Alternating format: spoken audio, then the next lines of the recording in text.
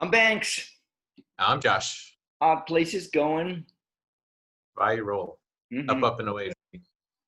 So, Banks, would you agree that we all come from the same source? As humans, we're all from the same, whatever you call the source, we're from the same source. Hmm. All right. You believe that's a source of greatness?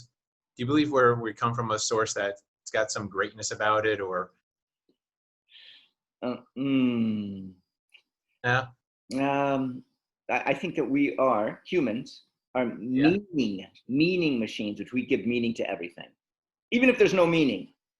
yes, So when you say, "Do we come from a great source?" We give meaning to whatever that source is. right. And I'm not trying to personify it necessarily, but let's say even if it's nature or the Mhm. universe, there's an immense power to it, right? There's just I believe we're from a source of greatness, not necessarily a religious context, but Right. just from a powerful source. Is we're all from that same source. Here's my question: uh, if we're born for greatness, if we're born with such immense ability and natural, why do we call it raising children? If we're starting kind of at the top, if we're born for greatness, we call it raising kids. How do you raise something that's already great? And how dare we have the hubris to think that we as parents, mostly unqualified, can take something that nature produced as great and make it better and call it raising. I just think that the oddest term. It's almost like falling in love.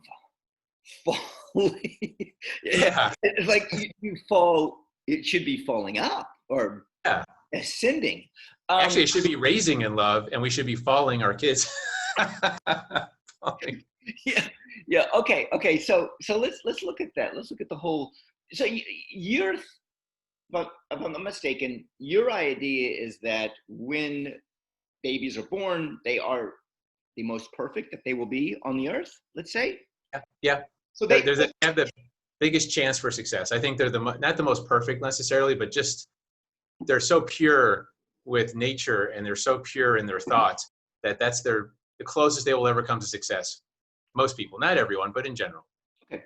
Okay. So and then as they live on Earth, that Yeah. goes from here and it just gets lower and lower and And we call that raising kids.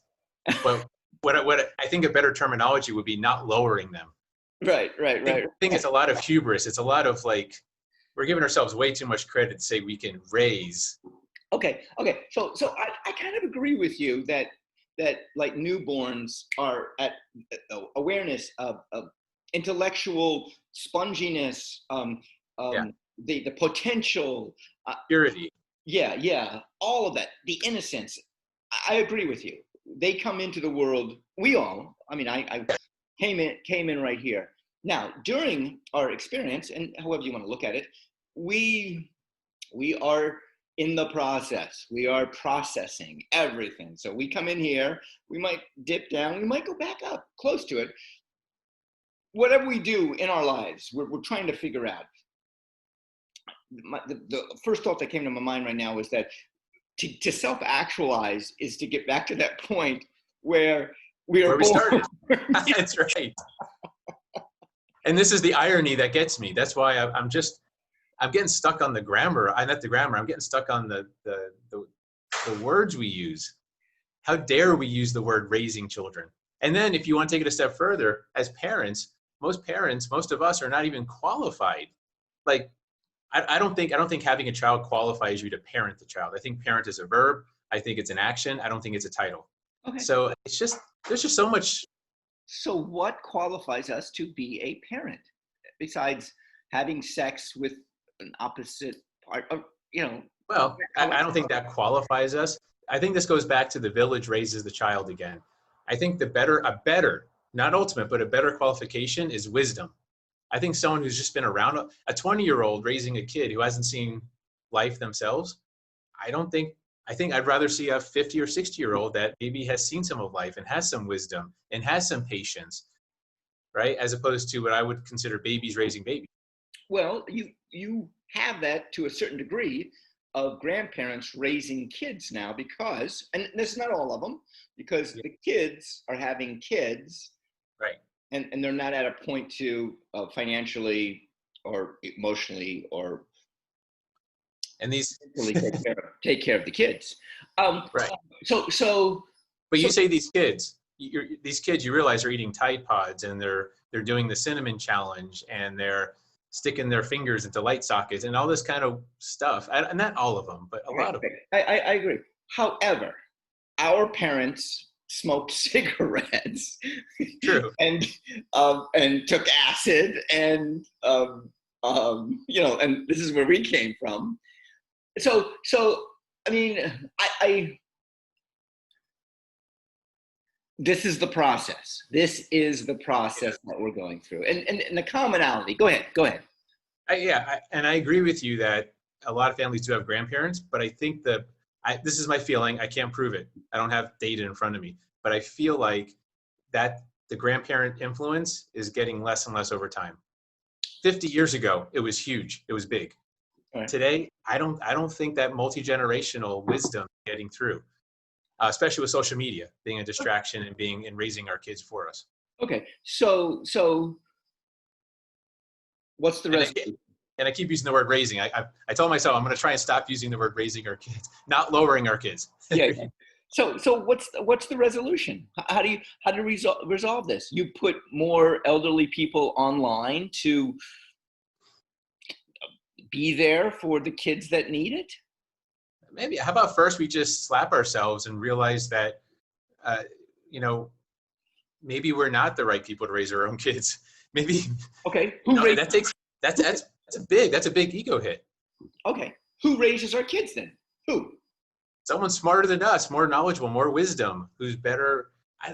This is a really good question. All right. So I am a father. I have 2 kids. You have not had any kids, so. I don't. So I'm talking out of my ass. Okay, that's fine. That's fine. I was unprepared to be a father. Yeah. I only took it a parent. I only took what my parents had taught me, and I used the same kind of formula. And, Yeah. And I was like, I came out okay, so maybe my kids are gonna come out okay.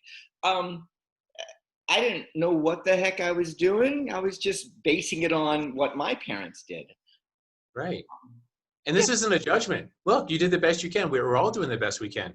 This is not a judgment in any way. This is just, would it be worth realizing if we don't feel comfortable raising our child, if we don't know what the hell we're doing, it's almost improper to ask for help. It's almost looked upon in a bad way if we dare say, I don't know how to raise my kid. I need help. Well, I mean, there's therapy, there's family therapy, to a point where like, what am I doing? I don't know what I'm doing. My kid's crazy, or my kid doesn't listen to me. My kid, a myriad of things.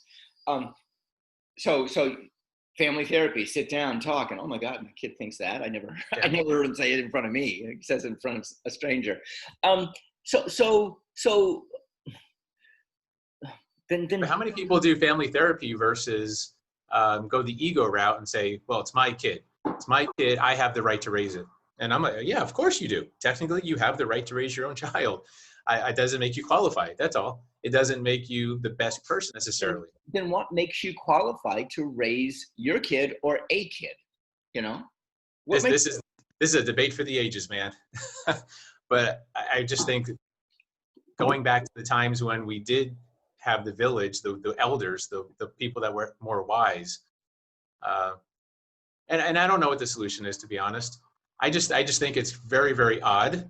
Again, we're in odd places. I just think it's odd that we use the term raising our kids, that we dare to think we can raise something so great and perfect. And we're falling in love. So we fall in love with the kid that we love.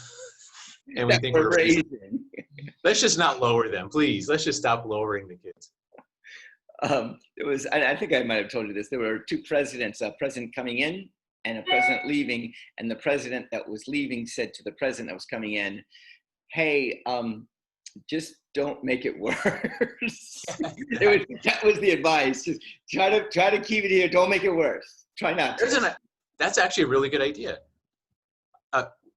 Parenting sometimes it gets over controlling. What if we just allowed our kids to be a little wild, express themselves? Maybe if we parented less. Maybe if good parenting was not parenting. If and I have thought about this, doing this again, parenting again. I don't know if I will. I'm leaning against it. If I did it again, I would let my kids, fall more and let them figure it out and be there. I'm the safety net, and that's kind of where I am as a father now. I am the Yeah. safety net. They need me. They want me. I'm there. They know it. They know I love them. They know I'm there for them. They get into a bind. Hey, Dad, can you help me out? I'm there. I've got whatever resources. You've got it. I wish I was that. I wish I was more of that when they were actually living with me. Just like let them. Okay, you wanna stay up until 3 a.m. You got to go to school at 7. Stay up as late as you want. Let them do these things. I would have. I would have, and now I would.